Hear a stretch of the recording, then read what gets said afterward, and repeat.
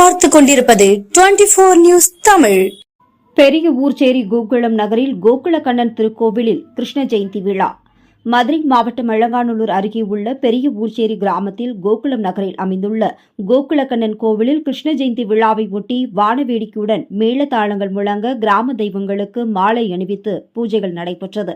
தொடர்ந்து ஆபரண பெட்டி அலங்கரித்து பூசாரி அழகர்சாமி தலைமையில் அழைத்து வருதல், கோகுலக்கண்ணன் கோவிலில் சுவாமிக்கு மலர் மாலை அணிவித்து பல்வேறு மலர்களால் மலர் தூவி சிறப்பு பூஜைகள் நடைபெற்றது. பின்னர் தீபாராதனைகளும் நடைபெற்றது. இவ்விழாவில் சுற்றுவட்டார கிராம பொதுமக்கள் கலந்து கொண்டு சுவாமி தரிசனம் செய்தனர்.